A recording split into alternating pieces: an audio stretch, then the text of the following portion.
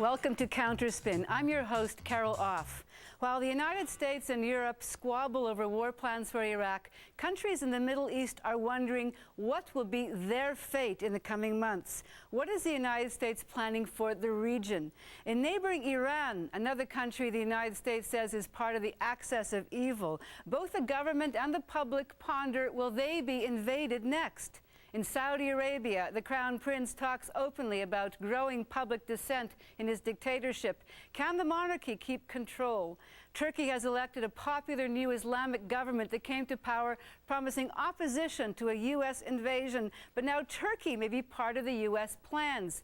And for the Kurdish populations throughout the Middle East, what about their dream of an independent country?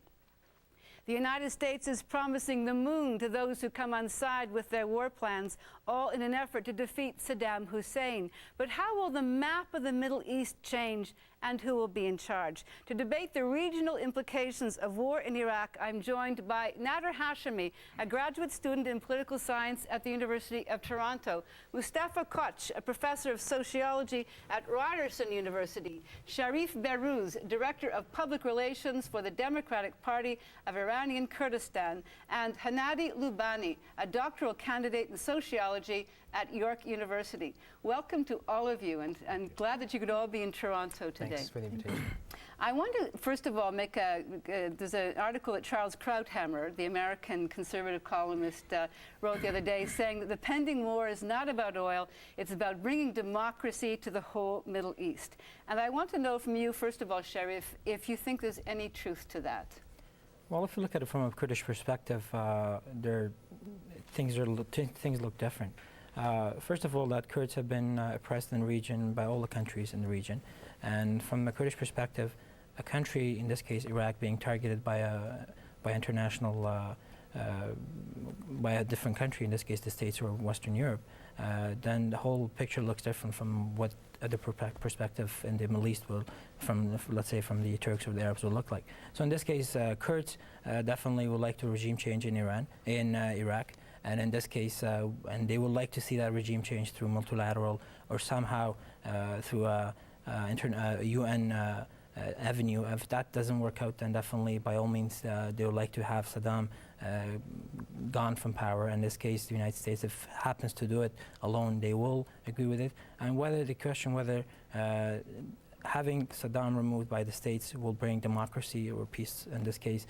There are two different levels. But do you think the United States' intentions are to bring democracy to the Middle East? Is that the objective? That's one of the objectives. It's not the whole objective, but it's one of the objectives is by having one of the autocrats, in this case Saddam, being removed from power and having it replaced with some sort of civilian government will definitely bring stability and peace and democracy to the region. By having democracy, you'll have a stability, and in this case, whether it will be a model for the rest of the Middle East, that's going to be a different question. But it's to some extent part of the equation. Yes, it will bring peace and democracy. Handi Loubani, what do you think the larger U.S. objectives are?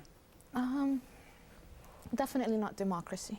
I mean, we have the history of the U.S. in the first Gulf War, who really, after the Gulf War, they reinstated the Kuwaiti monarchy and were not interested in democracy, did not support the Kurdish rebellion in the north, did not support the Shiite rebellion in the south of Iraq.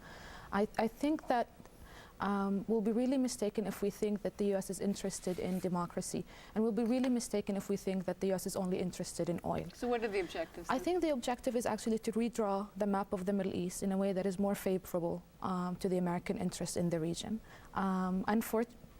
Unfortunately, and we don't expect much from a wild west in the U.S. Bush administration at this point, but they have not had any commitments to the right of the Kurdish people to self-determination. They have yet to even spill out their commitment to a national independent state in Kurdistan. They have not had a commitment to the Palestinian right to self-determination and to the right of Palestinian people to a national state. But Sharif's saying that his one chance of might not be the best, but there's no one else who's going to come in and rearrange things to give even the opportunity for it. Like you that's basically the whole question is when Kurds have been oppressed for centuries, unfortunately, I mean, in this case, Arabs and Persians and Turks haven't been there for us. So in this case, we have to look upon international community, and who is playing the role in international community. It's the United States and the Western Europe. So definitely we have to look upon them. And in this case, we support them. They have been supportive to us to some extent. They have not been fully supportive, but it's a sort of a political game that all the countries, all the nations in the region are playing, and definitely we should get into it too. My fear is exactly what you said, is that the US has been promising the moon. And we were talking earlier in the room that they cannot deliver on all of their promises. So far, we've been seeing that rather than having a commitment to the Turkish people and to the right of the Turkish people to self-determination, they're actually playing the Kurdish card. In a way to manipulate Turkey into joining the war, in a way to manipulate Iran into joining. So they're actually playing the Turkish card rather than actually having a commitment. Okay, I want to hear from Mustafa on this. What do you think the objectives are? Well, I mean, first of all, we have to ask ourselves what we mean by democracy. And second, we have to look at the past practice. You mentioned the Kuwaiti example. We have, for example, US in the past has been very supportive of regimes such as Saudi Arabia, Egypt, even Saddam Hussein's regime against Iran when he was doing their dirty battle, and they were quite quiet about the atrocities in Halabja. In fact, they were quite influential in covering it up as long as Saddam was their friend. So what? But as far as objectives go, my view is that this is bigger than Iraq, and the intention is not establishing democracy. If that was the intention, they would be establishing democracy in Afghanistan or in Kuwait. So it is probably bigger than that. No, I agree. I would agree with what Mustafa just said. The objectives, I think, are extending U.S. hegemony in the region. Historically, Iraq has not been under American control. I think there's a unique opportunity that the Bush administration finds itself in post-September 11th. The American public is scared. There's an opportunity to expand hegemony. Why start with Iraq? If the United States is seriously interested about expanding democracy in the region, start with Saudi Arabia, start with Egypt, start with Jordan, start with Kuwait. There's a lot of U.S. influence there. You know, put their money where their mouth is. But we've just seen Saudi Arabia make a shift. The Crown Prince is now saying that he's going to liberalize things. He wants the Americans to go. So perhaps this starting something happening in that part of the world. Well, seeing is believing, Carol. I mean, well, what do you think? It's not. There's no truth to it. That they're not. There's no even a trickle of possibility. I would say that I'm glad that the issue of democracy in the Middle East is now on the agenda. I think that's a welcome addition post 9/11.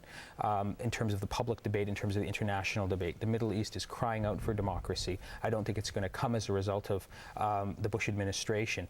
But having said that, I mean, there's a lot to say on this topic, but I think that's a general rule that I subscribe to. But I think if you're a Kurd in the region, I have a lot of sympathy with Shiraz, is it his name? If you're a Kurd, Sharif, the only opportunity for, I think, the Kurds to manifest any sort of political development, meaningful political development, is if there is some sort of regime change in Iraq. I think the unique specificities of the Iraqi regime are such that there is no opportunity for meaningful political development unless there is some sort of external intervention. I see no internal mechanism in Iraq. The regime is too brutal. It committed genocide against the Kurds. I see no possibility of meaningful political development taking place in Iraq unless... So it has to come from an outside source. Outside force, not necessarily the United States, but I can see if you're a Kurd, there is quite a bit of optimism that Kurdish people can have that if Saddam Hussein is overthrown, he's a genocidal fascist dictator. It'll be hard to think of another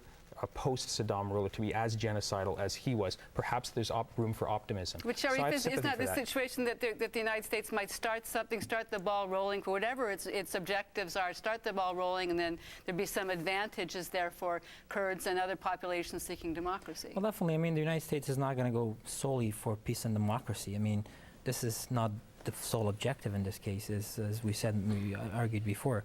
The whole idea is there has to be a multilateral aspect to it. In this case, the United States is arguing or been attempting to get that. They know that if they do it by themselves, it's not going to look okay. So what you have to do is get the international support. In this case, at least the main actors, being France and Germany and others, to get into the war this way you can build up the whole railway for peace and democracy. But now the actors we're seeing getting involved are countries like Turkey. I mean, what's with Turkey campaigns? The party campaigns on an anti-war platform and then takes power, and suddenly they're in bed with the Americans. What's this all about, Mustafa? Well, they were being promised that if they are not going, they were in fact warned that if they would not be participating, then my friends' dreams could come true. So they were being promised that your dreams will not come true. Wait a second. So what are you saying here? So that the reason that the both are Kurdish, on there side won't be is a because Kurdish state ultimately, and Turkish troops are already within Iraq, within the boundaries of Iraq, in northern Iraq, and there's a big military buildup, and Turkey is really afraid that if the Americans would play the Kurdish card, they are stuck. So they are being forced to join in, but they are basically saying we are not full participants unless there are you fulfill certain demands. So, and Americans have been offering too many goodies to too many people. I don't know how they are going to accomplish all of those things. So Turkey is being offered being able to control northern Iraq, and the Kurds think that they're going to be able to keep the autonomous region. Well, the Kurds have been claiming that there's no intention of a statehood by the Kurds.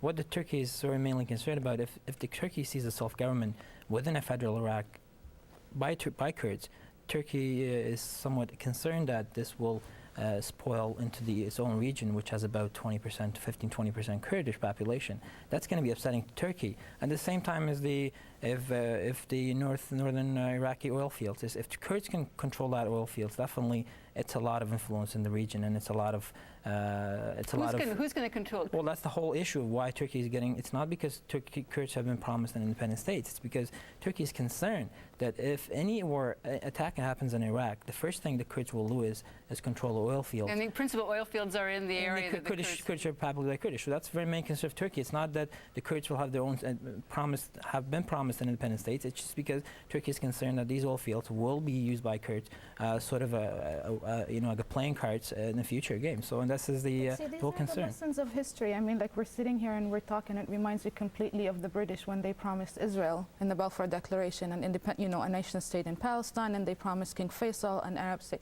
And this is what is happening. Without a commitment to the right of the Kurdish people to self-determination, I think that we know that the Kurds are just a card, and not it's not something out of principle that the Americans are doing. They promised Turkey that they will not only will not be an autonomous Kurdistan nation, there will not even be self-autonomy in Kurdistan, and they're offering the Kurds, the possibility, well, we'll have self-autonomy, you'll control the oil resources and all of that.